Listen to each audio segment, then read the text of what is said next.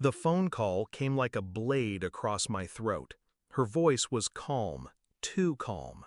"We're traveling tomorrow. The beach house and your car are sold. Goodbye." That was my mother's way of severing ties, like cutting the cord to an appliance she didn't need anymore. No hesitation, no remorse, just gone. I let the silence linger before I answered, my tone steady, controlled. "I understand, but you forgot something." She paused. I could hear the smug breath through the receiver. "What do you mean?" I laughed, quiet, sharp, a laugh that belonged to someone who had already won. Growing up, my parents didn't raise me, they trained me. Obedience was currency, affection was rationed, and loyalty, that was demanded, never reciprocated.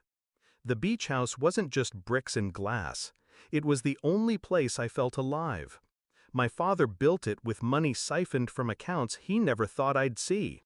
I found the receipts when I was 16, tucked in a box labeled storage. That house, and my car parked in the drive, were always spoken of as ours. But in truth, they were stolen from me long before today. They made me believe my place was to serve, wash floors, stay quiet, never ask. But I asked, I learned, and then I planned. The betrayal didn't shock me, it confirmed what I'd always known.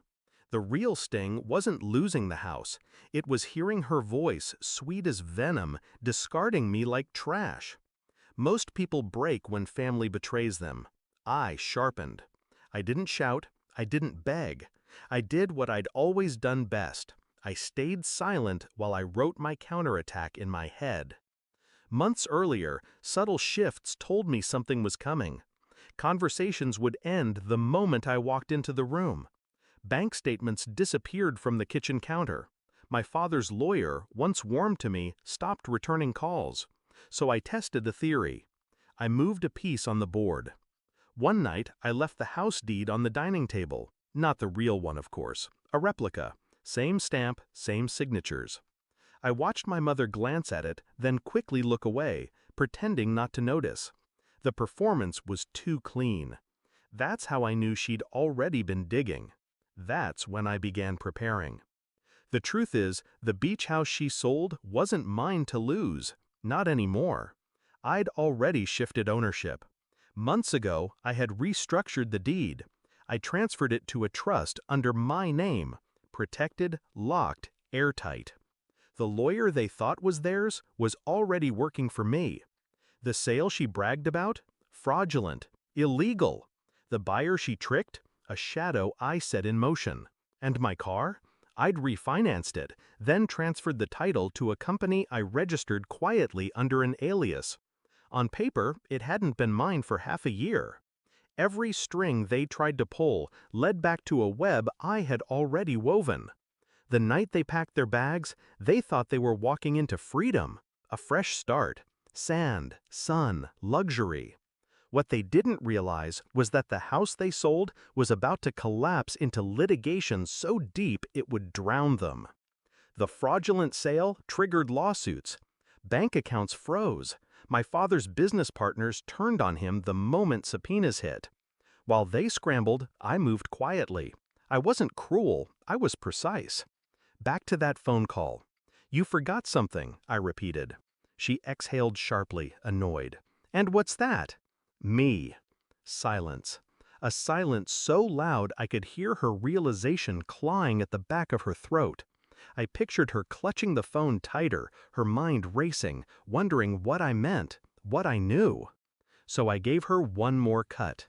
"By tomorrow, you'll understand." Then I hung up. The morning of their escape, my father called 12 times.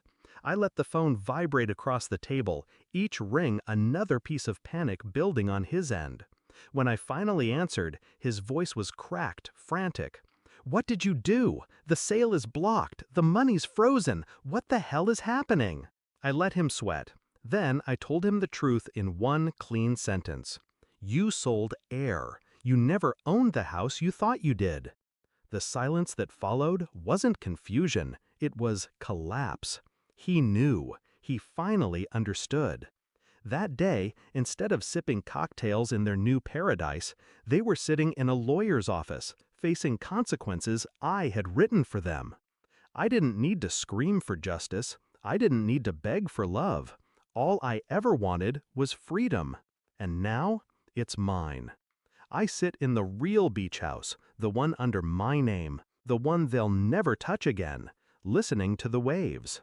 They thought they erased me. They forgot I was the ink.